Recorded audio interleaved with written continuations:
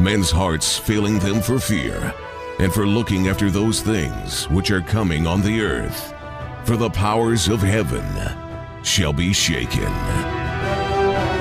One man, one microphone, one mission, one message. True News, the only newscast reporting the countdown to the second coming of Jesus Christ. Here is end-time newsman Rick Wiles. This is True News, uncensored news, views, and commentary. Welcome to the program. I'm Rick Wiles. Let's recap some of the big news stories over the past 3 months that indicate that something big is about to happen regarding the U.S. dollar. February 3rd, New World Order Ambassador Henry Kissinger met privately in Moscow with Russian President Vladimir Putin.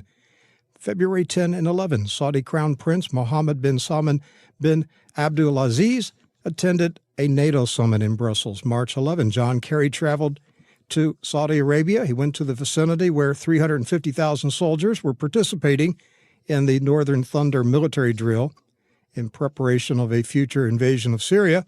March 16, Putin began surprise withdrawal of Russian military forces in Syria. March 29, Britain's Foreign Minister Michael Fallon secretly visited Saudi Arabia to meet with the Crown Prince. April 3rd, 11.5 million private documents stolen from a Panamanian law firm were published online and in newspapers around the world. The official story was that an insider gave the documents to the International Consortium of Investigative Journalists, a far-left outfit funded by George Soros and leftist foundations. April 4th, Saudi Crown Prince Mohammed bin Salman bin Abdulaziz announced plans to sell off state-owned Aramco for $2.5 trillion, transfer the money to a public investment fund, which would then purchase Microsoft, Apple, and 2 other giant global corporations. April 6, U.S. House Speaker Paul Ryan led a high-level delegation of U.S. members of Congress to Saudi Arabia to meet King Salman at his palace. April 9, the last 4 Federal Reserve chiefs held an unprecedented joint meeting. Attending were Janet Yellen, Ben Bernanke, Alan Greenspan, and Paul Volcker. They met in the International House in New York City, a facility funded by the Rockefellers. April 10, CBS News 60 Minutes interviewed key members of the September 11 Investigative Commission who called for the release of 28 classified pages of documents that allegedly link Saudi Arabia to the 9/11 attacks on America. April 11, an insolvent Austrian bank was rescued from bankruptcy by the use of the new EU procedure for bail-ins. April 11, Italian government finance officials convened an emergency meeting to deal with the insolvency of Italian banks. April 11 through the 13th, an unprecedented 3-day meeting of the U.S. Federal Reserve's Board of Governors was held. April 11, Fed Chairman Janet Yellen met with both Barack Obama and Joe Biden. April 11 through the 12th, Russian fighter jets conducted 31 mock attack runs on the U.S. naval destroyer Donald Cook in the Baltic Sea. April 12 through the 17th, the IMF and the World Bank met in Washington. April 12, Wall Street Journal published leaked documents from the Fed and the FDIC revealing that 5 of the 8 biggest banks in America don't have enough liquidity to survive another financial crisis. April 13 to the 15th, G20 finance ministers and central bank governors convened in Washington. April 14, Germany's Deutsche Bank admitted to rigging gold and silver prices and agreed to name other accomplices. April 19, China announced a yuan-denominated gold benchmark on the Shanghai Gold Exchange. April 20, U.S. Defense Secretary Ash Carter traveled to Saudi Arabia and met with Saudi Crown Prince Mohammed bin Salman bin Abdulaziz. April 21st, Barack Obama traveled to Saudi Arabia and met with King Salman. And April 24, Bloomberg reported that the Bank of Japan is now in the top 10 holders of stock shares in 90% of Japanese companies traded on its stock market. What does this flurry of meetings and announcements mean? Is there a tectonic shift coming soon to the global financial system? Financial analyst and newsletter publisher Jim Willie is on the telephone. He is the publisher of the Hat Trick Letter, the most comprehensive monthly report in the world about the breakup of the old existing financial order and the emergence of a new world order in global finance. You can subscribe at goldenjackass.com. Jim, always a pleasure to have you on the program. Over the last 3 months, this is a sweeping array of meetings at the highest levels that indicate that something big is about to happen. Yes, I started talking back at the Christmas holiday. I did a string of interviews, and in each interview I mentioned how the new year of 2016 would be loaded with highly disruptive events toward the paradigm shift. Now, look up paradigm in a dictionary. You see model, scheme, etc. We're seeing a shift in progress of power moving from west to east. And the West is having numerous meetings at the highest level in order to handle and manage and try to react to their lost power, to the disruptions to the system, and probably a banking system breakdown. You mentioned a lot of events on your chronology. I'd like to go backwards because I put a little arrow on 4 of them. Deutsche Bank announced gold market rigging.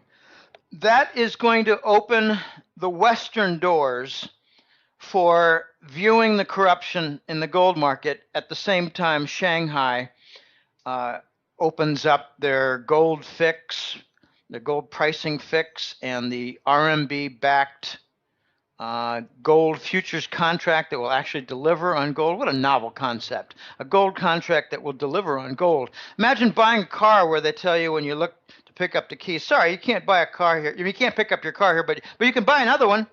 How absurd is that? Okay, then you have the what I call the sandbagging of the Saudis. I've been talking for 2 years about how the UBS and Credit Suisse crime scenes were really nothing more than ruses for the British and American bankers to take control of UBS, Credit Suisse, and to steal the Arab gold. Mission accomplished. Now you have the meetings of the president, vice president, Federal Reserve chairman, and you left out one, the White Dragon Society member, who called the meeting. The meeting was to inform them that at a future unspecified date, the dollar would no longer be accepted in global trade. Jim, for people who don't know what you're talking about, who and what is the White Dragon Society? Well, it's ancient Chinese families. Old dynasty money? Yes. It's sad, but most Americans don't know much about Chinese history. I did a little research when I was in college because I wanted to name a Siamese cat, and I named him Ming. I'm sorry, but I just had a Chinese-born client in Singapore send me a list of the dynasties of China and the years. The Han, the Wu, the Hua, the Ming, the Qing, with a Q, Q-I-N-G, King. Wow, they go back 5,000 years. Okay, now, the United States has a bunch of elite folks. I'm going to get to the answer of what the White Dragons are. The Americans, U.S., has the Rockefellers. We've got a lot of others. We got Morgan. We've got, well, lately we've got Gates. And some really vile characters like him. He's responsible. Bill Gates of Microsoft is responsible for 100,000 paralysis cases in India because he developed a wonderful polio vaccine. He's now a wanted criminal in India. Okay, we've got a lot of elite. Okay, we've got Carnegie. We've got all kinds of different magnates from the 19th century. Edison, that's General Electric. We got Ford. We got all kinds of elites. Well, they accumulated wealth and passed it on with trusts. So the U.S.-based elites are in command of a few $1 trillion probably.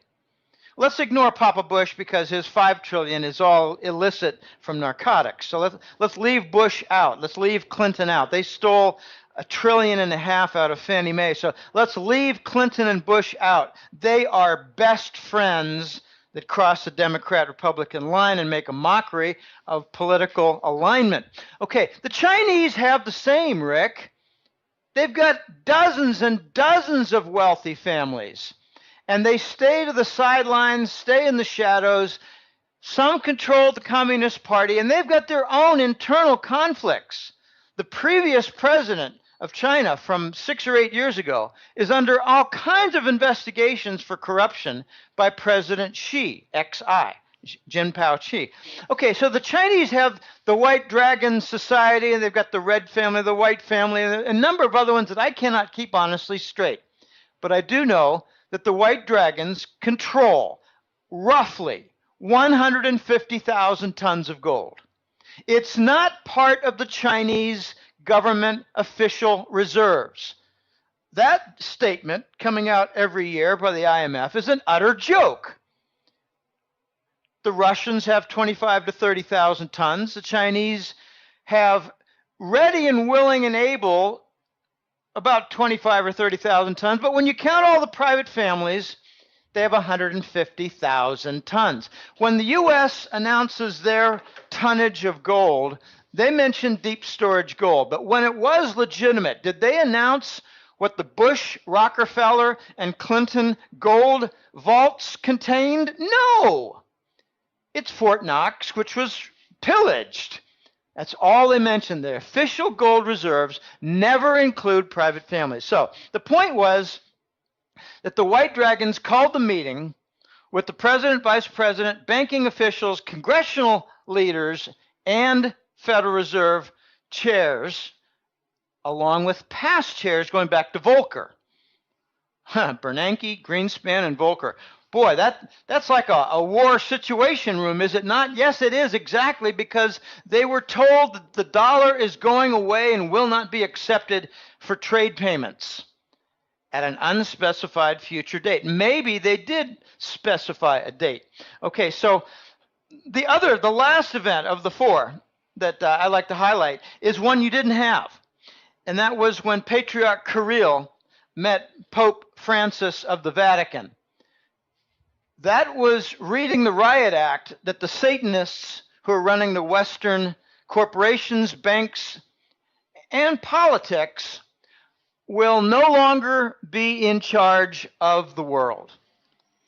And they can take their child molestation and sacrifices and go out the door. The Vatican is the center of Western Satanism. Their banks, the black nobility, why do they call it black? Because they wear black robes during Satanist ceremonies. Why are they called Illuminati? One of the funniest word etymologies that I've ever encountered is that Lucifer means Prince of Light. Lucifer, lux, Latin lux, Spanish luz, L-U-Z.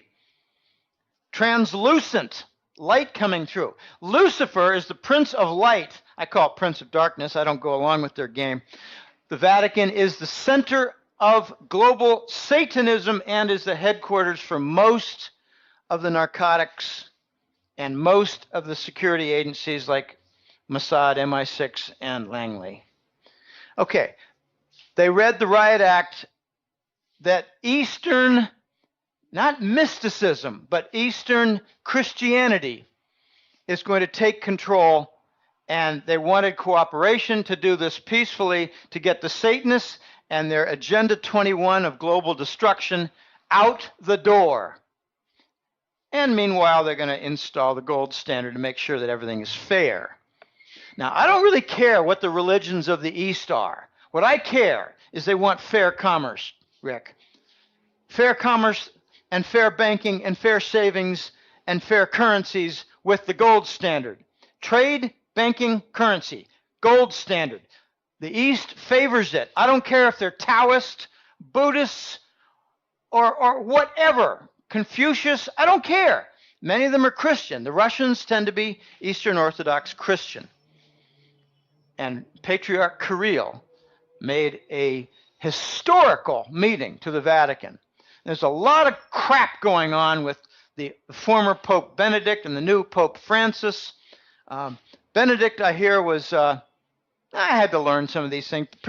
Not Prince, but Prince, yeah. Pope Benedict, the German, Ratzinger, was on a cleanup mission, and he got kicked out. So what do they replace him with but the fascist Pope from Argentina, who's under murder investigations, but they will be on suspended hold while he's Pope. 40,000, mostly young Argentinians in the 1970 decade were disappeared, murdered. My brother's second wife is a woman from Buenos Aires, and I had a dinner with her back in 2005. I remember it like yesterday, where I asked her about the disappeared ones. Did you know any? And she knew 2. I said, how many were there? She said, oh gosh, 30 or 40,000 of them, Jim. I mean, every church had a big poster where they put pictures. Have you seen my brother? Have you seen my husband? What was Pope Francis's connection to the disappearance of these people? He was a bishop of Buenos Aires, and he was the best buddy of, I think his name is Videla, General Videla. I think I might have one letter off, but there's a general of the military junta in Argentina from the 1975, 8, 9 era. Pope Francis Bergoglio. Bergoglio was a best buddy and worked within the church to root out the activists and have them kidnapped. There are 2 murder investigations going on right now, and there's no statute of limitation on murder. He was very closely related to 2 of the murders, had a direct hand, and that murder investigation has been going on for several years. You know, they get political pressure to suspend it. Then it continues because someone didn't get paid off or someone doesn't like Bergoglio.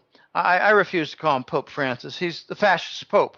You're referring to the Argentine death squads of the 70s. Yes. We call them the disappeared ones. 40,000 of them.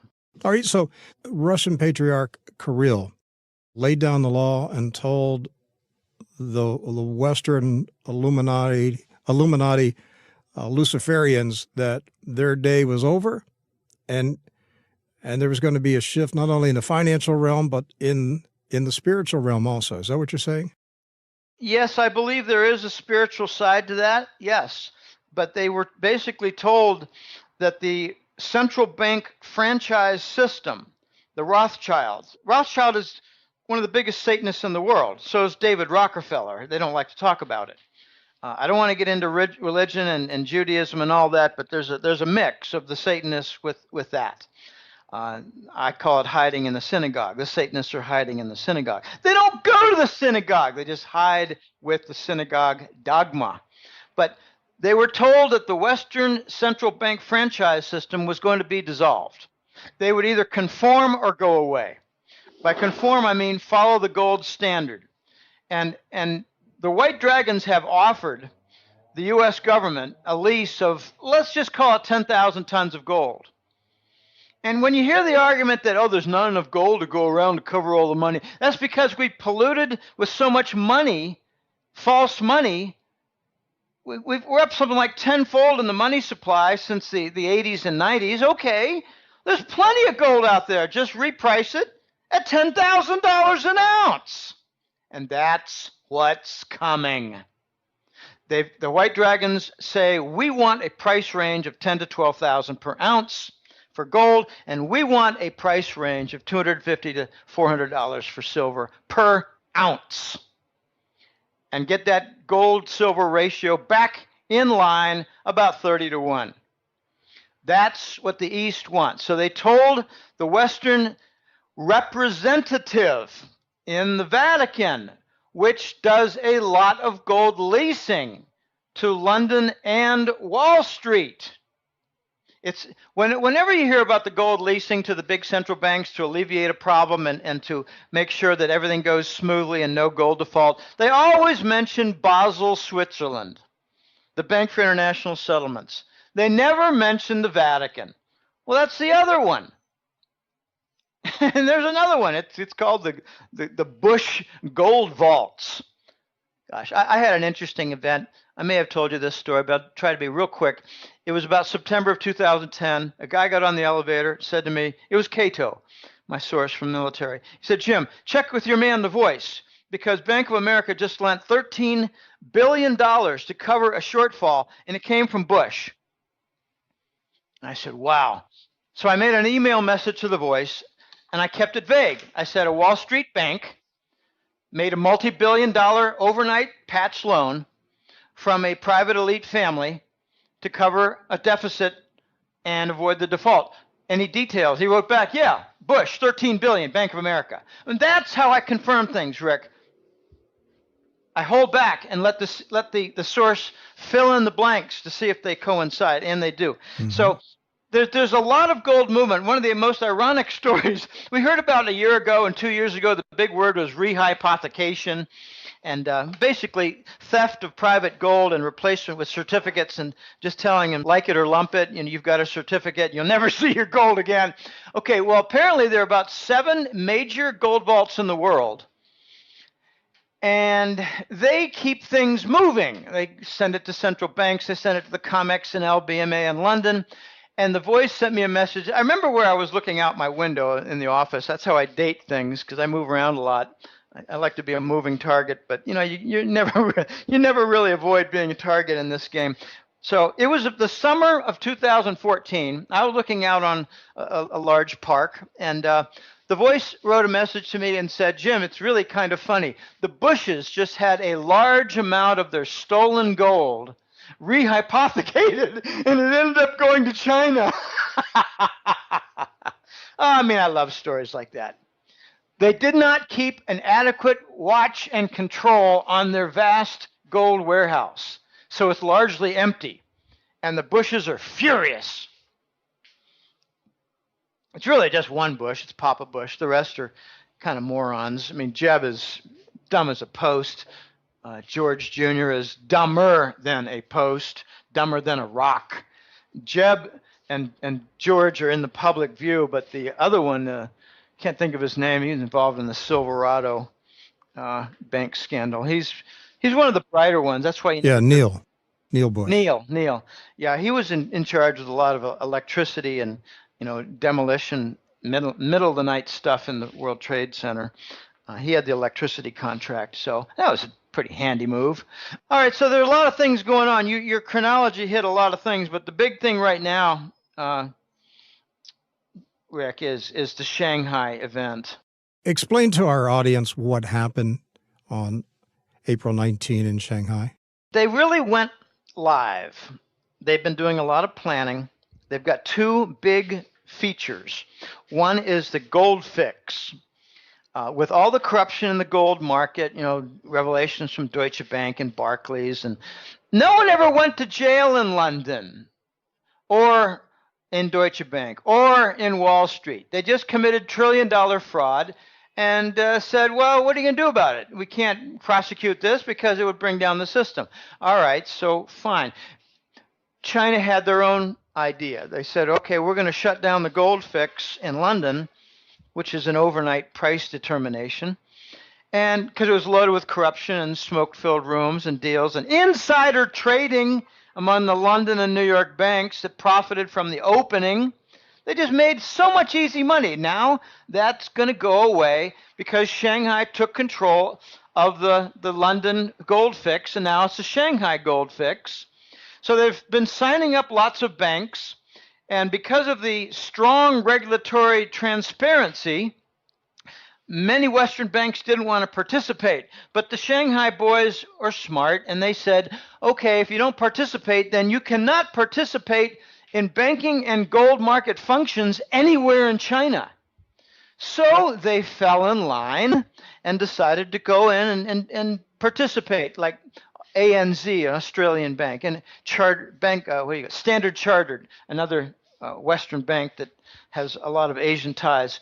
Okay, they've lined up the biggest of the jewelry dealers. There are a lot of participants now in the Shanghai gold fix. The second thing they set up was the RMB, Chinese currency, RMB-based gold futures contract. And that's a thing of beauty because they deliver on gold and don't price it in dollars. So what you might see very soon is no dollar pricing for gold. That's what I want to see. And we're going to have trouble knowing, well, what's the price of gold? I don't know, but I don't care that it's not going to be priced in dollars. I want it to be properly priced. I've been saying a long time, Rick, the dollar's going to rise, then rise some more, finally vanish. When it does, you're not going to see a dollar-based gold price. All right, Jim, right now I'm looking at Bloomberg.com, and gold is currently at this moment at $1,242.05 U.S. dollars. So we are now going to a place where we're going to see gold priced in Chinese yuan? That's what the gold price fix is going to be, I think. Yeah, eventually, maybe not immediately, but when there's an RMB priced gold futures contract, what does that mean? Price discovery. Not just for today, but for next month, for June, for September, for December, those major contract expiration months, December, March, June, September. Okay, so price discovery is going to come in RMB terms for gold. Well, then eventually the gold price fix will be in RMB. And the whole West is going to be scrambling to come up with a legitimate currency because the Chinese also have said they're going to gold back their RMB currency. So what's the dollar worth? It's not what's the RMB worth. The question is, if you've got a new kid on the block that's gold-backed, namely the Chinese RMB, renminbi, also known formally as a yuan, if you've got a gold price in RMB, or you got a gold backing for the RMB, the big question is, what's the dollar worth? Because what backs the dollar? A bunch of hot air, howitzers from the military, cruise missiles from the military, and deep storage gold backed by $18 trillion worth of debt and an annual $1 trillion federal deficit and an annual $500 billion trade deficit. So what backs the dollar? War and debt and arrogance.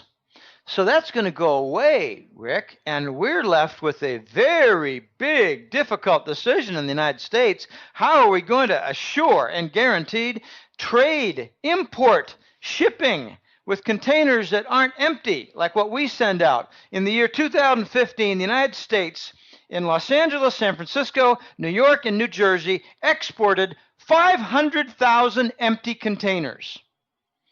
That's one of our major exports now. Empty, stale air to go along with fraudulent bonds, laced vaccines, GMO foods, military hardware. Jim, I'm going to give an analogy. If you had a tire that was super overinflated, it's so huge, this thing's ready to burst. You have two choices. You could pop it and get it over with quickly, or you could gradually deflate it over time. Are those the two options that China and Russia and the rest of the world are looking at regarding the U.S. dollar? Yes, and based on the recent examples and attitudes and actions, there's no way to slowly let it out. It's going to either pop or just be pushed to the side. Okay, there's a third alternative. You pop it, you deflate it slowly, or you throw it in the dumpster. So which one is it? They're going to throw it in the dumpster.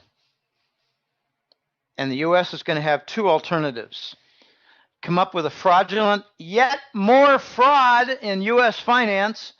They have one option of saying we're going to use our 8,000 tons of deep storage gold and back the dollar, but we're also going to include a lot of, say, Cushman oil facility and strategic oil reserve. And we're going to also use some of our gas reserves that are in giant tanks. So basically a deep storage false gold plus a real oil and real gas. So a precious metal energy combination backing the dollar. And my guess is that due to the Chinese instruction of independent audits for new currencies, they're in charge of the IMF in case anybody hasn't realized that yet. The IMF is going to be doing some Chinese-ordered independent audits, and they're going to determine that the U.S. dollar is fraudulent. Jim, 2 weeks ago, Treasury Secretary Jack Lew announced that Andrew Jackson's portrait will come off the $20 bill, be replaced by Harriet Tubman. Most people are interpreting this as this is the changing face of America. We're putting a black woman on our currency. Is there something deeper involved here? Are they preparing for a change of currency? I think so, yes. Harriet Tubman would not have been my first choice. I have two first choices. Sounds silly. I have two favorite choices. George Washington Carver. Actually, three. George Washington Carver, Martin Luther King, and Frederick Douglass. Carver was a scientist known for the peanut research. Martin Luther King was a civil rights activist, and Frederick Douglass was an emancipation orator and not exactly a politician, but a real leader in the 19th century slavery movement, anti-slavery movement. Frederick Douglass. Harriet Tubman, I think, also fought the slavery, but Frederick Douglass is a striking facial figure with wild hair and a very determined look.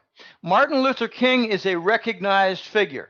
George Washington Carver might not be recognized, but his work certainly has been recognized. Okay, fine. But to the heart of the question is, regardless of who they put on the money, is the purpose of the change to move the American people into a new form of currency? You've been telling us for years in this program that there are going to be two tiers of the U.S. dollar.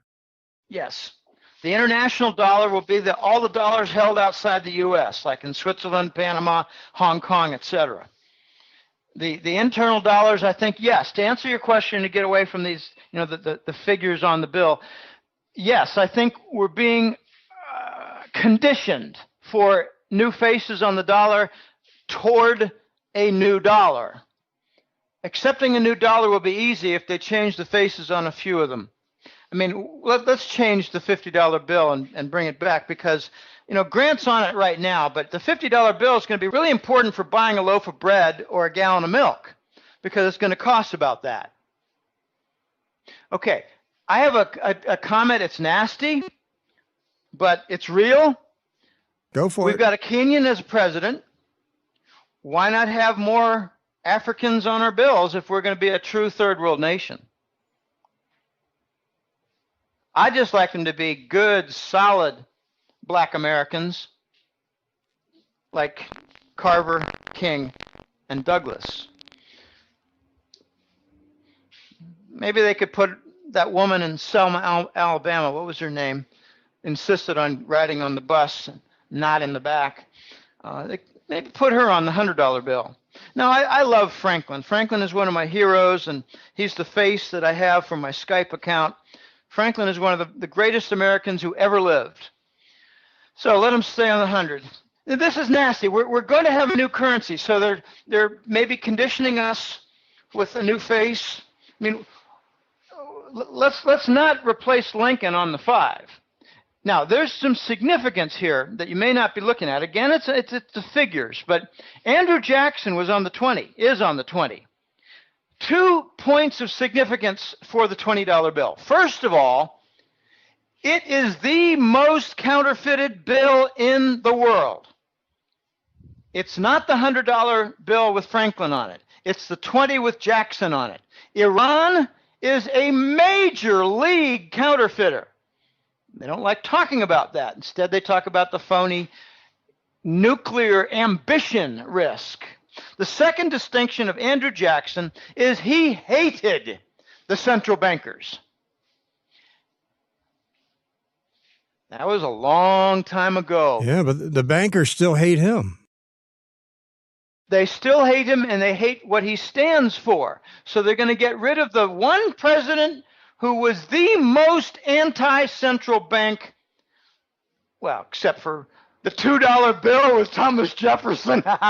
And that is the most important part of this change, It's the central bankers' hatred for Andrew Jackson. That's at the core of this change. It's not Harriet Tubman. It's their hatred for Andrew Jackson. Right, I think so, yes. And notice they made illegal the Confederate flag from other silly nonsense. So there's a lot going on here, Rick, but I think what we're going to get, back to Shanghai for a second, because there's a big conclusion remark that I have.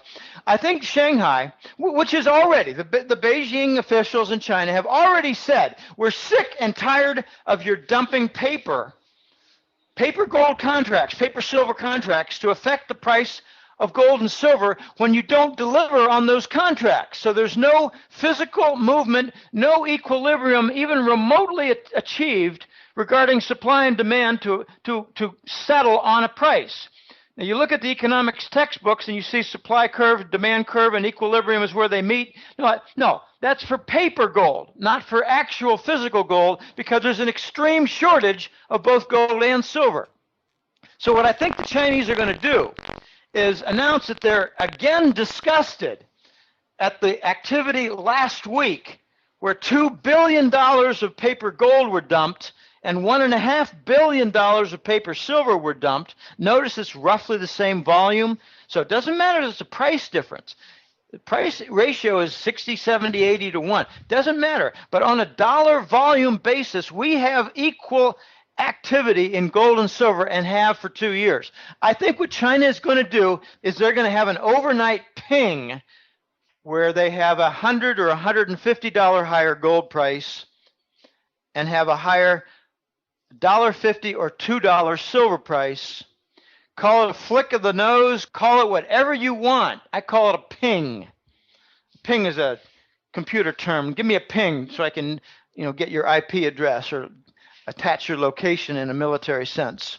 The Chinese are going to jack up a nice little small quantum jump in the gold and silver price to see how it screws up the Western banks who play these games.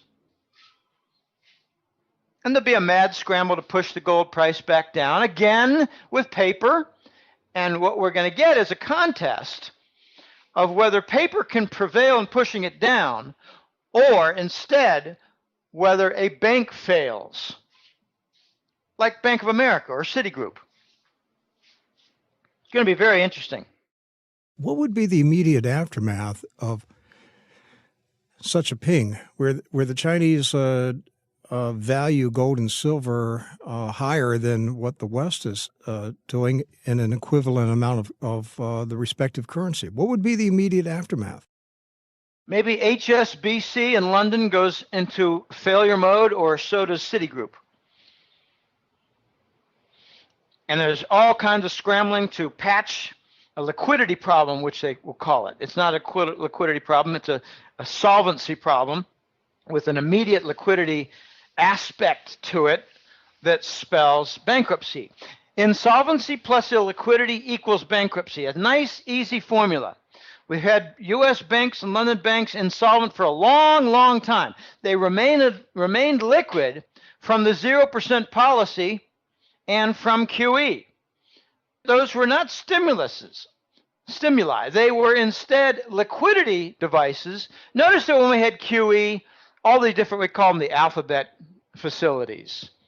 They're nothing more than assuring liquidity for the bankrupt, insolvent banks. So they covered the illiquidity and made sure that they never had to declare bankruptcy. I think we're having some liquidity problems again. We're seeing major cracks in the Treasury bond market. We're seeing reverse repo going out of control. We're seeing leverage go out of control.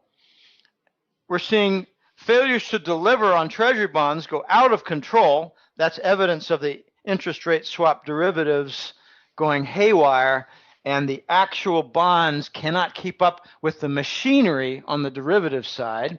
Everything's going haywire and breaking. The Chinese see this, so they say the timing's right.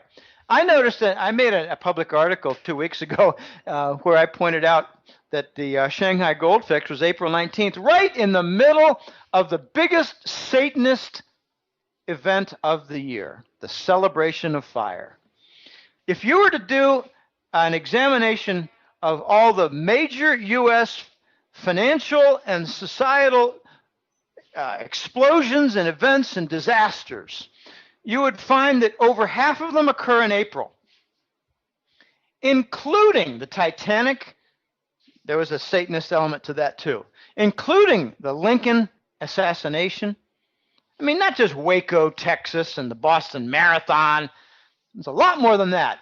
There were 3 enemies of John Pierpont Morgan on the Titanic. They were given free tickets by Morgan. And it went down in April. Yeah, Jim, a few months ago, the London papers published reports that documents had been disclosed revealing the vast cover-up by Freemasonry in Great Britain of the Titanic sinking. How the key people in the investigation of the Titanic sinking were high-level Freemasons. That was in the front pages of all the London papers several months ago. The cabal, Rick, is losing control of the press networks. It's getting really interesting now. By the way, of the 3 elites that were on the Titanic who perished, one of them was the founder of Macy's. And there were 3. I should have saved that and printed and put it on the wall somewhere, but a client provided me the information. There's a lot more that went on regarding the Titanic. Hey, who stole the money from the Bangladesh Central Bank's account at the New York Federal Reserve? I don't know, probably J.P. Morgan and Goldman Sachs. Aren't they behind most of the crime? Well, of course, they blamed it on hackers in, where was it, Russia or someplace? I don't know if they ever... Yeah, but the people who issued the press report are probably the perpetrators. I mean, I would love to issue a press report after I commit a crime, wouldn't you? You know, how can somebody, what was it, $100 million? How does somebody steal $100 million from the New York Federal Reserve? I don't know, but why don't you ask Robert Rubin how he stole the $5 billion from the Native American Indian Trust in Citibank? The stealing money is easy when you control the regulators, you control the police, and you control everything else. You control the Attorney General. Where's the Attorney General for any of the fraud in Wall Street banks in the last 5-6 years that totaled $238 billion in fines? It's probably 250 by now.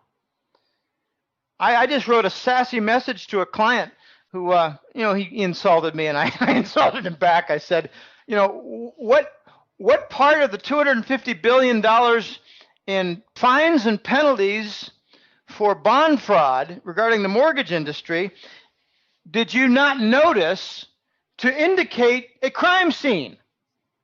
Oh, I'm sorry, $250 billion was settled, but there's no felony. Oh, okay, I understand very well. No felony. No, I don't know much about the Bangladesh case, honestly, and I don't really care. All right, well, let me ask you about Saudi Arabia. We had this flurry of visits from Washington to Riyadh last month, or actually in the month of April. House Speaker Paul Ryan, a delegation of congressmen and senators, Ash Carter, Obama himself. Why was everybody going to Riyadh to meet with the king and his crown prince? To tell them not to accept RMB currency on oil sales from China. I don't care what the press report says, Rick. I care about the reality. Is that why 60 Minutes suddenly came out with the story that Obama may declassify the 28 pages of 9/11 documents that implicate Saudi Arabia? Oh, I don't know, but how about the New York Police Department captain who wasn't permitted to testify at the commission about all the bombs he heard go off in the basement? I don't care about Saudi Arabia. That's a scapegoat. Look, we stole their gold out of UBS and Credit Suisse in Switzerland, and now we are making it impossible for them to retrieve $5 trillion, maybe only three. I mean, gosh, maybe it's only $3,000 billion in treasury bonds. For 40 years, they've been the primary agent for the petro surplus recycle, and now they're having liquidity problems and their own stock market and banking system? Where's all their money? It's stolen. We went to China, we went to Saudi Arabia to tell them, don't work with Russia to create a new price outside the dollar. Don't work with China to accept the RMB, and don't try to retrieve your money or we'll have you guys killed. And keep up with your military weapons purchases from the U.S. military industrial complex on your Yemen and ISIS wars. So we're throwing the Saudis under the bus after stealing their gold and stealing their treasury bonds and forcing them into a war with Yemen. What's in Yemen? Oil reserves to replace their depleted Saudi reserves. This is a kill job. We're about to kill off the Saudi regime and make impossible their recovery of $3 to $5 trillion in their savings after we stole their gold. Thank you very much. That kept the gold price down. All right, there's an interesting time frame that appeared in the news reports today of when these classified Saudi documents will be released in Washington. It's late June, early July. That's kind of the timing of when I think things are going to break, Rick. This is a scuttle of the Saudi regime. If they don't do exactly what they're told, the prince is going to get murdered.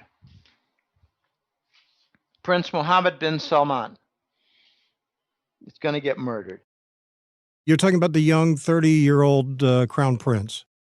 Yeah, he's hardly the crown prince. He's the unannounced king because his father he's watching cartoons in the back. He's senile. King Salman is senile. His son is out of control with a love of war, emptying some prisons and giving them two choices. We'll cut your head off, or you can join the ISIS army.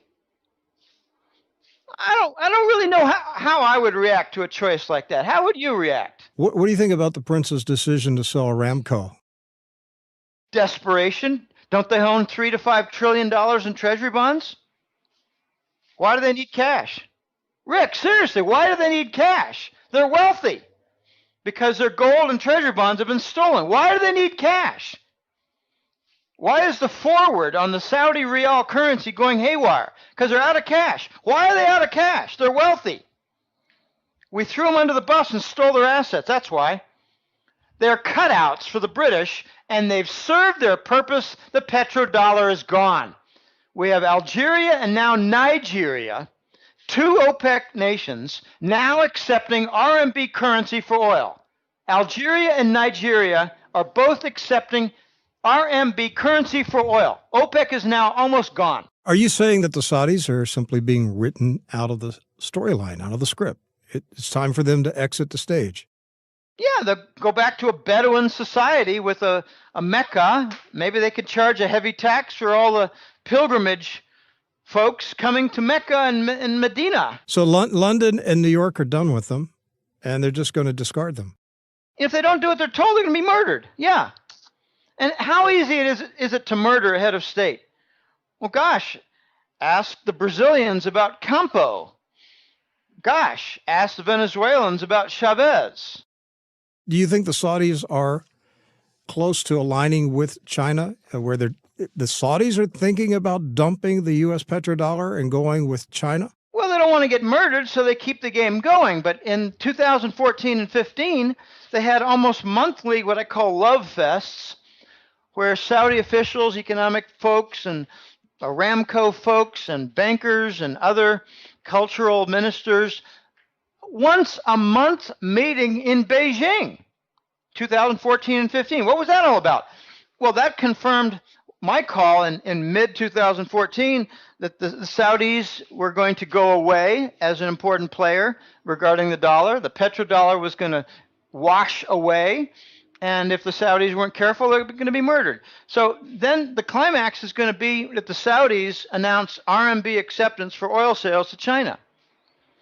China, I'm hearing, is very angry that they cannot use their treasury bills to buy oil from the Saudis. That is what I'm hearing, Rick.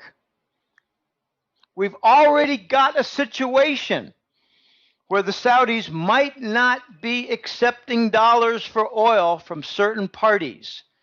because they can't get rid of them. And besides, don't they already have 3 to 5 trillion that already have been dishonored by Washington and Wall Street? The 3 to 5 trillion, are you referring to the treasuries that Saudi Arabia bought since 1973 with the petrodollar deal? Yes. Yes. And that number is officially top secret in Washington. Supposedly nobody knows. Oh, it's so full of mucky muck garbage, Rick. If you take a look at the Treasury International Capital Report, the TIC report, you'll see that the OPEC nations own $600 billion worth of treasuries. Why isn't Saudi Arabia listed individually? Because they're not even listed at all. They own 3 to 5 trillion. They don't want 3 to 5 trillion to show up on the TIC report. They'd much rather confuse you with the OPEC nations. Oh, really? Okay, well, that's a bunch of rubbish. Because UAE alone has close to $1 trillion. UAE, United Arab Emirates, alone has close to $1 trillion. They have a very small welfare state and a very big oil production. I was told 2 years ago by The Voice, who had a client from UAE, that they are scared peeing in their pants in Abu Dhabi, UAE, because they owned close to $1 trillion in treasury bonds. That's not even in the TIC report. Now, the Saudis are going away. They've got all kinds of internal problems. You can go on for an hour about their internal problems. They've got all kinds of Islamic reform that's being requested. The women want to be more involved in jobs and education and less to be sex slaves at the home. You've got all kinds of things. You got princes running around, hundreds and hundreds of princes going around offering business people 10 cents on the dollar to buy their company, and if they don't, they're going to jail for tax violations, which are all pretty much fabricated. Jim, why did the Saudis sabotage the Qatar meeting to freeze oil production? I'm not sure. I think because Russia and China said, we don't want you guys to get together and cut deals. You can't really follow much of the Western news. You have to follow the Eastern news, because the Western news is written by Rothschild and Bush and all the Langley boys. They tilt all the news. So if they say that, oh gosh, the Arabs couldn't come to a consensus in Qatar, well, how about instead Russia told them, we've got a better idea, work with us, and it might actually save your kingdom and regime, whereas the Americans are about to kill you off. And the Saudis say, well, you know, we're already doing some constructive things with China with a lot of mutual investment, and we're trying to sell them a piece of Aramco without the United States getting too upset. Asia wants to use the RMB in oil sales. The removal of the Saudi dollar connection on oil is the last nail in the dollar's coffin. And you think this thing may start coming apart as early as June or July? Yeah, I think that the Chinese are setting things up right now where the insolvency of the Western financial structures and platforms just cannot support the weight of the debt. Notice that all the fixes for the post-Lehman crises have been more debt and more free money. Free money has the effect of ruining capital structures, because when you introduce new free money, Rick, I've been making this point for a long time now, and it's amazing how few economists latch onto it, because they just don't want to be caught in doing effective economic analysis. If you print out a bunch of money and throw it in the system, the smart players will buy up tangible goods, and that will increase the cost structure and remove the profit line and shut down a business. That's why the economy is deteriorating at an accelerating rate right now in the United States and the West. It's from 5-6 years of QE and hypermonetary inflation, Zimbabwe style. We're in a late stage here, and I don't know exactly how it's going to happen, but I think we have some risks with the energy sector and the credit portfolios for the big banks, they just can't hide it anymore. The Dallas Fed 2 months ago, I think it was February, they announced, well, they didn't announce, they had a secret meeting because, announcing it would be an honest thing to do. No, the word leaked out from one of the members at the meeting that the Dallas Fed was encouraging the banks not to mark to market the credit portfolios, but instead to work with them on asset sales. And those weren't working well either. They're only getting 30 cents on the dollar on assets like, drilling rigs. Who wants to invest a lot of money in a drilling rig when the price of oil is down near 30 and 40? Okay, so you have energy sector risks for the big banks, but you also have derivative risks because the petrodollar is being dismantled. And what that is the big multi-billion, trillion-dollar contracts linking the dollar, the euro, and the British pound to the oil price. They're all being dismantled. And Bill Holter has called it the dollar margin call. Okay, you're dissolving these huge contracts, and they're denominated in dollars. So the people who own the contracts are saying, well, I want my dollars. Well, that means the big banks have to come up with new dollars. It's demand from new dollars in a margin call on dollar-based debt, dollar-based contracts linking to oil. Very fascinating what's going on. The dollar's not rising due to economic strength of the U.S. economy, which is a real absurd notion that's being promoted by Washington politicians. The dollar's rising because the global economy is deteriorating so rapidly. And other countries like Brazil and Bangladesh and whatever, they can't print money to cover their debts like the Americans can. So QE is preventing the dollar death and assuring other economies and their currencies are declining. And that lifts the relative value of the dollar. You can't say the dollar's strong. You have to say that the other dollar competitors are very weak. Jim, another topic that Americans would never hear if they watched television news networks for 30 consecutive days, 24 hours a day, they would never hear anything about China's new Silk Road. How important is this new Silk Road? I think it is a superhighway for the rest of the world, connecting all the East with Europe. Now, notice when they talk about the Silk Road, they say from Vladivostok to Lisbon, Portugal. Vladivostok is the Pacific coast city of Russia. There's a lot of gas production and LNG activity there right now with respect to Japan. Japan's getting involved in the Silk Road in Vladivostok and what they call it, Sakhalin Bay. It's a big port area.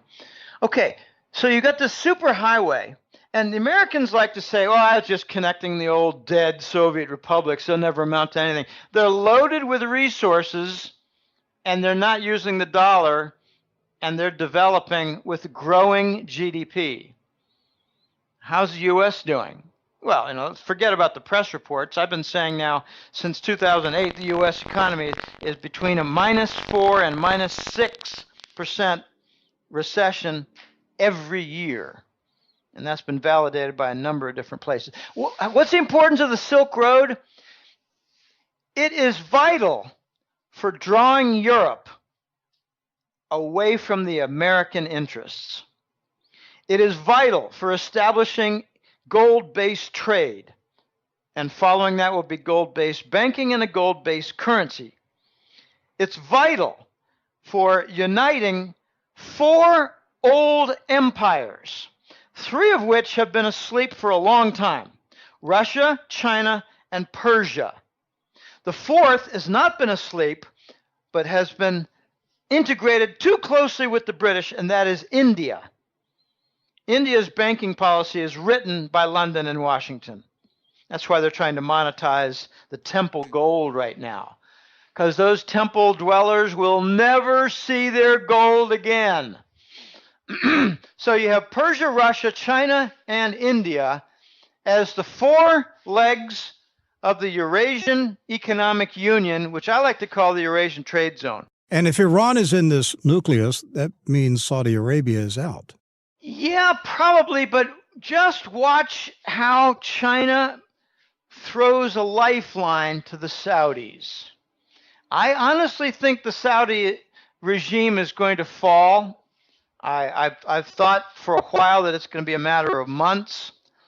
If the Saudi regime falls, you're going to see a lot of disorder, Rick. You're going to see the Saudi kingdom resemble more the chaotic Yemen organization, warlords,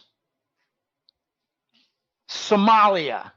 Riyadh's going to maybe turn into a real fancy-looking Mogadishu. I think you're going to see principalities emerge from Saudi Arabia, where princes are going to say, we've been kicked outside the conference rooms for too long. We're going to take charge of our little sector and ignore the new fake king in Riyadh. And besides, they're broke anyway.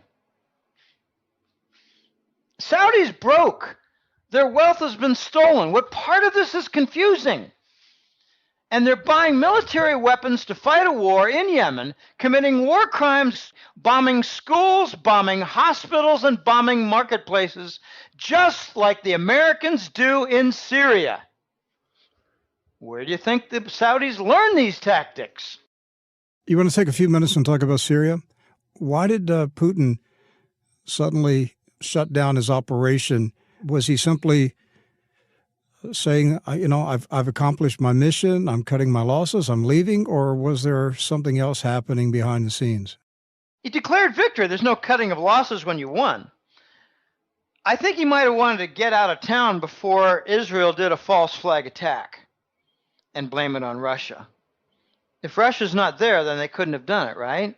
But there's an interesting thing going on with Netanyahu and Putin. They're meeting and appears to be on friendly terms, whereas Netanyahu and Obama, stare at each other like two alley cats. Well, who says that Netanyahu and Putin were getting along? The Western press? Yeah, I heard it on True News. I don't know. I'm just saying, none of us are in those meetings, but they do. The two men have, somewhat of a working relationship. Maybe they're shouting at each other privately behind the doors, but Putin and Netanyahu have some lines of communication. I don't care. Look, let's take a look at some of the most recent Kremlin meetings, which you put in a chronology. Saudi's Prince Salman, and you left out the UAE top sheik, both went to the Kremlin to get yelled at, where Putin read them the riot act to quit funding the ISIS terrorists. Okay, that's one. Then another meeting took place with the Saudis in the Kremlin, where the Kremlin offered them a mutual cooperation in setting the oil price outside the dollar. Then you had John Kerry go to the Kremlin with a surrender package regarding the Ukraine war. And now you're telling me that Netanyahu, who is behind ISIS with the British and the Americans, had a friendly meeting with Russia? I don't think so. I think they emerged friendly because they were... Have you ever had such a degree of embarrassment that you walk out and you smile? Yeah, I've had that a few times in my life. Usually it's after getting paddled in grade school, mm-hmm. or mouthing off at a teacher in high school, correcting his errors in front of the class. Yeah, I come out, I got punished, and I left smiling. No, I think Yahoo got told, we're going to make sure that you're dead in 1 year if you don't start cooperating. Because you're a piece of slime, baby. That's what I think the Russians told them. The Russians are hard-nosed. I love their leaders. Glaziev is their economic advisor. Lavrov is their foreign minister. These guys are tough, hard-nosed people, unlike the U.S. Secretary of State Hillary and the jaw transformation Kerry, who married a murdered husband's wife, Heinz. What an interesting story that John Kerry is. Heinz was murdered for political reasons. The widow wanted to marry someone. John Kerry had a big smile and apparently a lot more to offer the grieving woman whose husband was murdered, along with, a dozen or 24 other U.S. senators like John Tower of Texas. Murder of U.S. senators is common, just not reported because the people who control the press are the ones who ordered the murders. Jim, let's talk about the Brexit vote in Great Britain. It's amazing to watch this develop. There's a strong possibility that the people of Great Britain are going to vote next month or in June to leave the European Union. If that happens, what happens this summer? What happens is that Britain is going to align more closely with the Chinese and tell the Americans, you're expendable. It's already being argued right now. Obama is trying to soothe feelings in London. He actually told the British, we helped save your nation in World War II. We don't want you to do this. You owe us. Do what? Establish a Chinese RMB trading hub? Sell Chinese government debt in London? Sell maybe Italian government debt in London? Portuguese government debt in London? Hungary has sold some of Hungarian government debt in RMB terms. I think Italy is going to sell some of its debt in RMB terms. Portugal will sell some of its debt in RMB terms. So they're trying to attract Chinese investments without having the currency risk. London has a big deficit, especially since the North Sea has had a reduction of something like 70% in its oil output. The British and Norwegians don't have that income anymore. So, what are the British going to do? They're going to do what they always do. They're going to throw their muscle around. They're going to offer military weapons. And I think they're going to sell out the Americans. It's going to be a very big point in history. The Chinese are offering them all kinds of lifelines, and the British just might say, United States, what have you done for us lately? Not much. Now, this is a turning point, Rick. I've thought for quite a while, for 2 years, that the Germans are going to break away from the U.S. fold, and it's a very difficult and nettlesome process to happen. But it could be that the British move away a little more quickly than the Germans. Well, that Brexit vote right now is scheduled for June 23rd. And once again, we're talking about the end of June. Do you know, is this a vote across the population or a vote in the parliament? No, this is a nationwide vote. It's a referendum.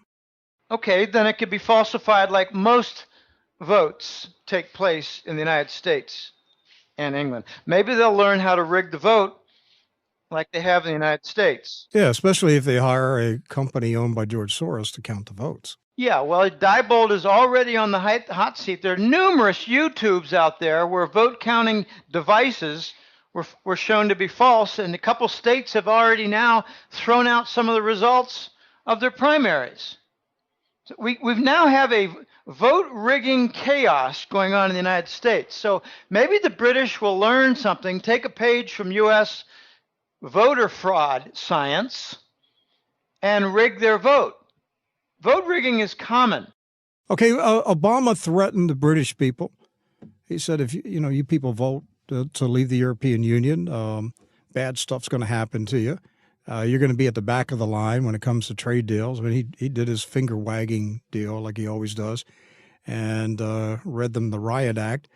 Why is Obama bothered about whether the British people stay in the European Union?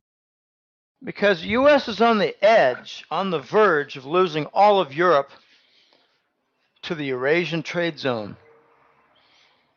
If the Eurasian trade zone comes to be, which George Orwell wrote about as a warning something like 80, 90 years ago, then Eurasia would take control and get the upper hand over Oceania. Oceania is the British-American maritime dominance. The British are on the verge of joining Europe, which will join ranks with Russia and China in the Eurasian trade zone, linking Vladivostok, Russia, to Lisbon, Portugal. They're just across the channel. Why would they want to bother with the systemic breakdown in the United States with voter fraud and gigantic debt, insolvent banks? Why would they want to link up with the falling United States when they can link up with the rising China and Russia? If the people vote to leave the European Union and Obama follows through with his threats of retaliation, would that not drive Britain into the arms of Russia and China? Exactly. Look, how many policy errors has the Obama administration and the Bush administration made? The Iran sanctions backfired. The Iran nuclear talks were a formal agreement for the Americans to save face after Israeli, American, and British propaganda became exposed. How'd that work out? Foreign policy. How did the Syrian war work out? How did pressure with the Egyptian, oh gosh, I can't think of his name. We had a backfire in Egypt where now they're best friends with Russia. The policy with respect to the Saudis has also been a total failure. There's not a single policy success of the Obama administration. Every single thing he touches turns to feces. So now they're going to pressure the British and force them into the arms of Russia and China. I hope Obama makes a very big priority in managing Germany, because that will turn out to be a failure also. And it is. Do you expect Germany to also follow in the path to Shanghai and Moscow? Yeah, they're going to they have connections with both. They've seen a drop-off in their exports to China. China's, I think, importing more from Japanese industry and less from German industry. I was told by The Voice 2 years ago that there are 5,000 companies in Germany doing business in Russia. And they don't want to lose that. Right now, this month, you had the president of Siemens, which is like their giant General Electric and AT&T rolled into one. It's an electronics and a communications company. Siemens just made a statement. We want an end to these stupid sanctions. We don't want automatic renewal of the German sanctions, the European sanctions that Germany applies against Russia. He didn't say there's no justification. He said they're doing too much damage. And besides, why should they be automatic? Shouldn't they be voted upon? No! Europe is not a democracy. Europe is a gigantic fascist state run by the European Commission, unelected people. They're trying to do a trade pact, the Transatlantic Trade and Investment Partnership, TTIP, trying to jam it down. Obama went to Germany to jam down the TTIP trade pact down their throats, even though 40 cities had close to 100,000 people in each city demonstrate against it. Yeah, and the American people didn't see those scenes on the news channels either. No, but Hat Trick Letter subscribers did. Hey, I'm going to read to you the opening sentence from Bloomberg News. This story just came out a few minutes ago. ExxonMobil was demoted from the top credit rating by Standard & Poor's for the first time since the Great Depression, as the collapse of the biggest oil market rally in history strangled cash flows. Are we actually going to see giant oil companies like ExxonMobil teetering on insolvency at some point? It could be. Why do you think the Rockefeller family sold 80 to 85% of their energy assets in 2014 and 15? It's not a Rockefeller company anymore, Rick. I know. So they can let it go, right? My guess is they either anticipate buying it back for pennies on the dollar, or they know of a new energy source that's going to be released. I think it's a combination of new energy sources and green energy. Renewables are going to make a very big move with a complete Eastern support. China is now the biggest installer of solar panels in the world. You can't keep this down. The energy sector implosion is not stoppable. If there were no new energy source potentials, the oil price would have rebounded by now. That's a very simple point to make. You look back, you hear some of the idiots out there saying, well, gosh, back in 2009, it bounced back really well. This isn't 2009. And people who think that this is 2009 redux, the only thing that's similar now is that the whole system's breaking all over again because we didn't fix anything. We didn't even try to fix anything. We preserved the big banks, the too big to fail policy. We printed money to make sure they were plenty liquid. And we didn't go back to the gold standard, Rick. If you had to guess where the next systemic Lehman Brothers meltdown will originate, what would you name? Deutsche Bank and HSBC. Deutsche Bank is going to result in lots of different Southern European bank failures, like in Italy and Portugal and Spain. But HSBC might be the fracture from the gold market. All right, let's bring some comedy into the discussion. We'll talk about the presidential election. Do you think the American people actually, will we make it to the November election before a crisis?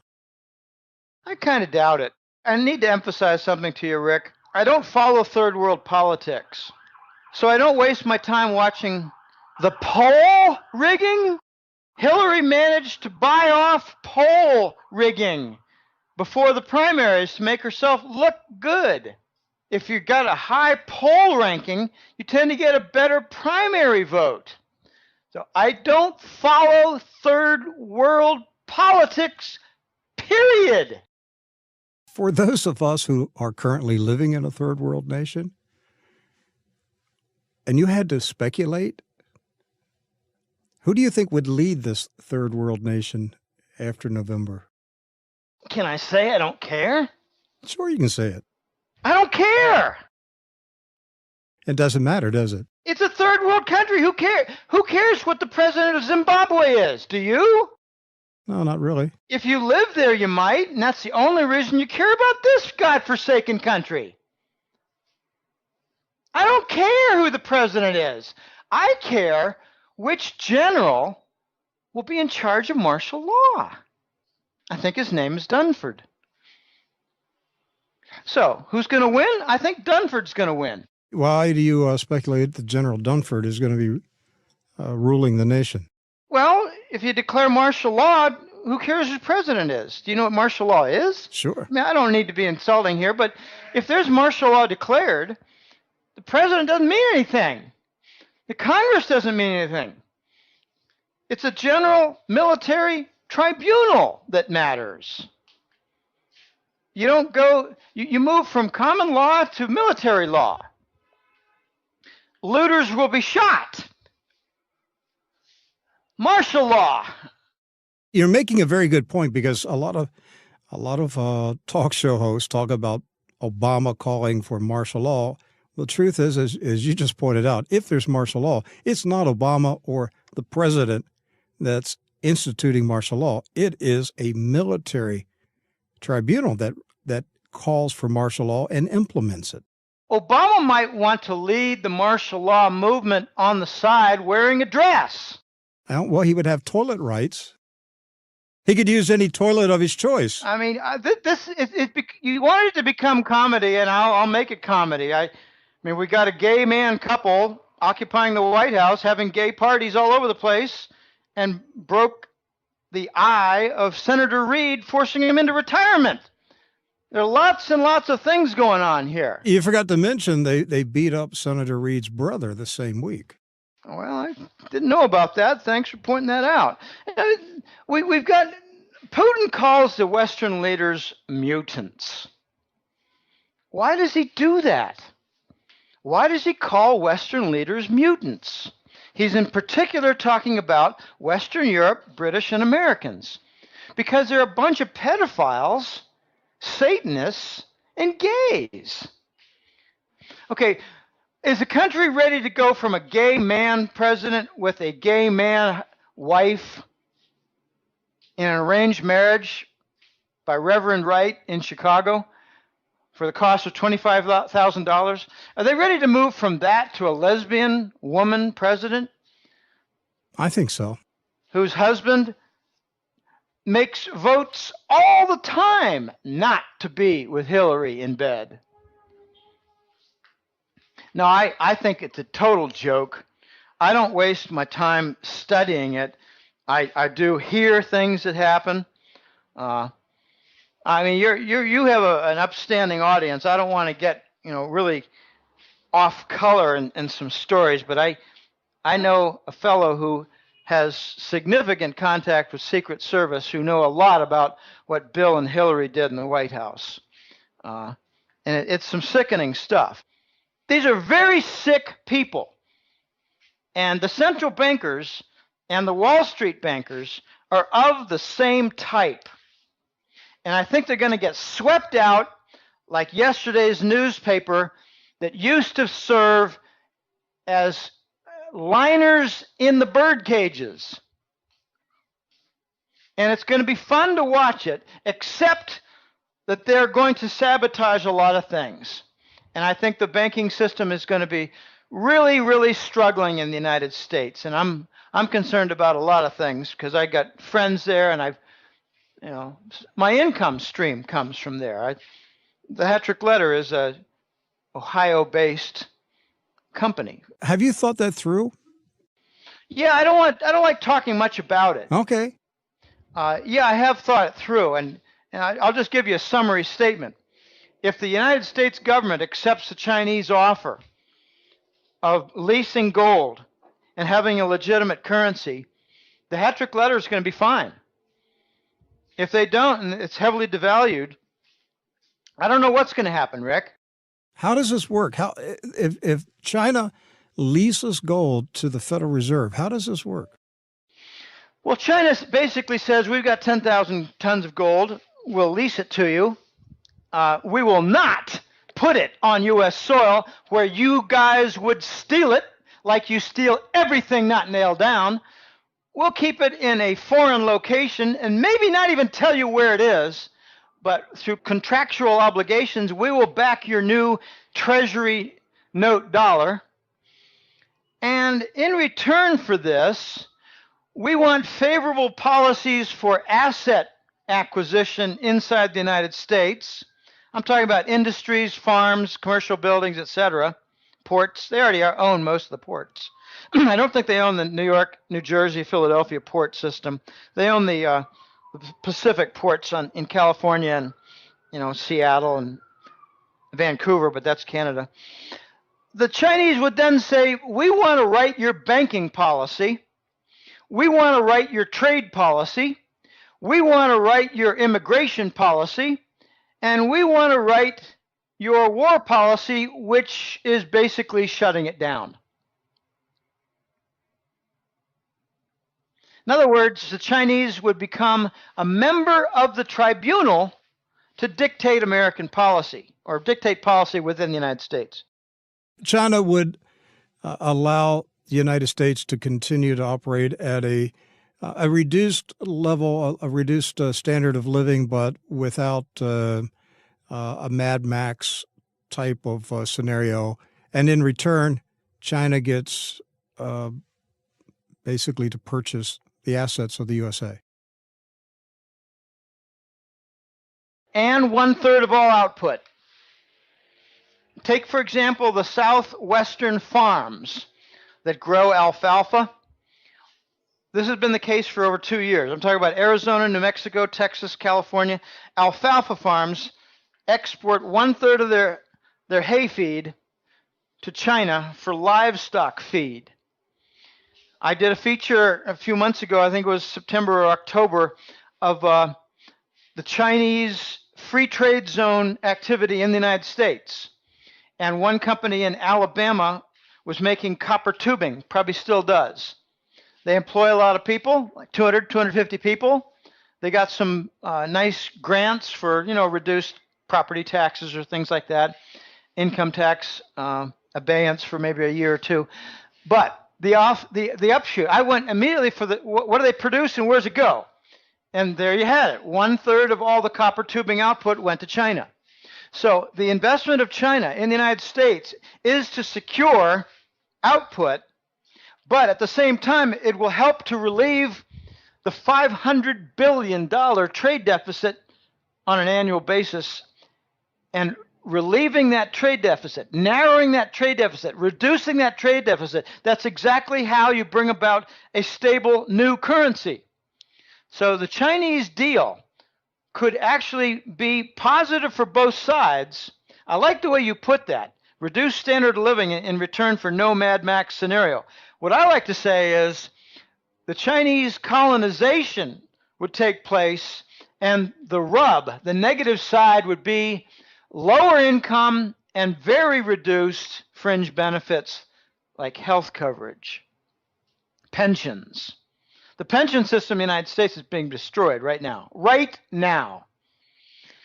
So China's got something to offer, Rick, and I think what's going to happen is the U.S. is going to reject it, and then they're going to be staring at the 11th hour and realizing third world is right around the corner at 2 a.m., and they'll decide, well, maybe we should take that Chinese deal, and maybe we could just work out some better details where some of the U.S. elite can take a nice, healthy bribe on every single table that the Chinese sit at. Jim, one final question. What's the possibility that the White Dragon Society and the other old dynasty money leaders will disband the Chinese Communist Party and move China into a new age of government? This is something I'm not an expert in, and I don't like trying to sound really knowledgeable, but I got my opinion, and it's not based on great study, but I think you're going to gradually see the Chinese Communist Party system go away. And what you might see instead is a couple of wings within the Chinese Communist Party might come forward and appear to be alternatives or factions. And before you know it, the Chinese Communist Party has many sides. And then you'll have to define to me what the Chinese Communist Party means. Because if it has many sides and many policies and many ideologies and many priorities, then I don't know what the Chinese Communist Party means. And it's kind of like saying, well, the U.S. Capitalist Party has two sides, the Democrats and the Republicans, and the independents are kind of small. All right, so the American Capitalist Society has different sides. But if China is going to rule the world, if they're going to lead the world, they're going to have to change. I think they already are in rather rapid style, but some of it's not well reported because President Xi is trying to put in prison the previous president. These are not well-known things, Rick. Mm-hmm. They're trying to put him in jail, the previous guy in jail. I can't think of his name. Well, same thing's going on in Panama. Yeah, I'd like to see the same thing happen in the United States. Bush and Clinton thrown in jail. I've had dreams about it. They stole $1.6 trillion from Fannie Mae, blew up the Murrah building in Oklahoma City in '95 to cover it up. A lot of death. It's a mass murder crime scene. That's grand larceny. That's not grand larceny. That's super grand larceny. I mean, when you saw the Tony Soprano and the HBO series on the mob in New Jersey, they did a few shows on the Fannie Mae fraud. Well, Clinton and Bush did one better. They just stole money straight out of the till. They didn't bother with phony properties and appraisals. They just stole the money and tried to kill the auditor who revealed it. Her name was Catherine Austin Fitts. Now, I'd like to see some justice in the United States because we haven't had any for a long time. I mean, we got a crime scene right now going on in Oregon with that Brady farm or Bundy farm or whatever it's called. That's a uranium farm that the Clinton Foundation wants to own. They'd like to kill them all and take the property and sell the uranium to Russia like they have been doing for the last 10 years. I'd like to see Hillary thrown in jail. I got a great sign that I saw, and I kept it on my computer. I support Hillary. And then in smaller print, for prison. That's right. Hillary for prison, 2016. Jim Willie, my guest today. The newsletter is the Hat Trick Letter, and there's only one place to subscribe to it. It's at goldenjackass.com. Jim, thank you for spending this time with me today. It's a pleasure as always, Rick. It's always enlightening and enjoyable to speak with intelligent hosts who are well informed. That's because I read the Hat Trick Letter. No, I think you do a lot more than that. I think that's a small part of some of your research. Not real small. I mean, you got a lot of different sources, Rick. You do a lot of things. Well, we've been working at it for quite some time, just like you. It's always enjoyable, and I wish you folks well, and thanks to Marshall for setting this up. All right. Thank you, Jim. All right. Bye now. Well, let's briefly recap some of the key points Jim Willie made in this 90-plus minute interview. He said that there is a paradigm shift in motion right now of wealth and power moving from the West to the East. He anticipates some type of systemic Lehman Brothers type of crisis will happen very soon. He believes that China is wrestling with the West to gain control of the global gold market. He expects China to unveil a RMB-based gold futures contract. He said China will ping the U.S. financial system overnight by suddenly valuing gold and silver on the Shanghai market higher than the New York market. It will be the opening shot in the Chinese-Russian game plan to end the West's manipulation of the prices of precious metals. He also said that ancient empires are awakening simultaneously. Persia, which is modern-day Iran, China, Russia, and India. Those four nations will form the nucleus of the Euro-Asian trade zone. Britain will exit the EU and eventually align with Russia and China. He expects the same thing for Germany.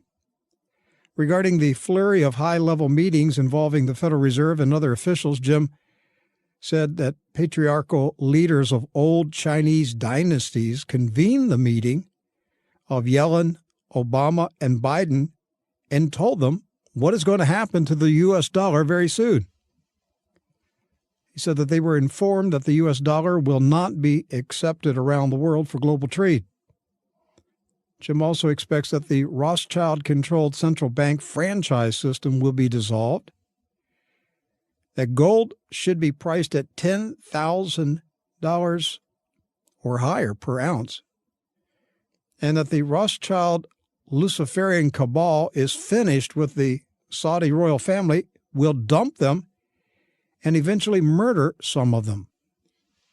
Now, concerning this last point, I think it's interesting that 15 years after the September 11 attacks, high-level Washington officials and the establishment news media are suddenly demanding that Barack Obama declassify 28 pages from congressional investigations that allegedly blame the Saudi royal family for assisting the 19 hijackers who flew aircraft into buildings in New York City and Washington. Why now? Why 15 years after the 9/11 attacks? Why is there clamor now to release the documents? I believe the cabal needs a scapegoat to blame for a banking system implosion, which would be caused by Saudi Arabia canceling the petrodollar. Jim briefly hinted that late June or early July could be the time that trouble intensifies in financial markets. Late June or early July also is the estimated timeline when Obama may release the classified documents that link Saudi Arabia with the 9/11 attacks. How convenient. What a cover story. Here's what I mean. We know that Paul Ryan and a delegation of congressional leaders and Defense Secretary Ash Carter and Barack Obama traveled to Riyadh to meet with the Saudi king and his son, the Crown Prince. We can only assume that the purpose of so many high-level Washington officials running off to Saudi Arabia was to stop Saudi Arabia from dumping the U.S. petrodollar deal and joining up with China. Immediately after the meetings, the news media in the U.S. started talking about Obama releasing the classified 9/11 documents that would implicate Saudi Arabia. If Saudi Arabia dumps the dollar and hitches its wagon to the Chinese star, it would immediately spark a financial panic in America. Now, we're told today that Obama may release those documents in June. So consider this scenario. Obama, Paul Ryan, Ash Carter, and others failed to convince the Saudis not to ditch the U.S. petrodollar deal negotiated by Henry Kissinger in 1973. Washington realizes that the petrodollar is finished, and therefore Obama releases the September 11 documents. The news media whips up fury in America against the Saudi royal family. Saudi Arabia publicly severs its relationship with Washington and teams up with Beijing. The American people are told that it was done in retaliation for Obama releasing the documents. The markets go berserk. Financial panic grips the USA. Obama's forced to close the banks. Washington and the news media blame Saudi Arabia for the financial panic. A bloodlust is turned loose in America. The public demands the destruction of Saudi Arabia and the execution of its leaders. The USA launches a military attack on Riyadh. U.S. Special Forces hunt down and assassinate members of the Saudi royal family. Meanwhile, power, money, and influence flood out of America and go east, and a new world order is born. Potentially, we could be only months away from such a scenario. This is probably a good place in the program to remind you that heavensharvest.com is still offering free shipping to True News fans who order emergency preparedness food. Last time I checked, the promo code was still working. Free shipping. You might want to take Clayton up on that offer and get yourself some of that food, because things could go crazy in a matter of months if this scenario plays out. My friend, the change will come suddenly and violently. Washington will not prepare you for it. Instead, they will lie to you every day and tell you everything is great in the Obama economic recovery. And my guest tomorrow will be Nomi Prinz, and we will continue this conversation about the breakup of the Western financial system. You've been listening to True News. We are Heaven's News Network, reporting the countdown to the second coming of Jesus Christ. We appreciate your prayers and financial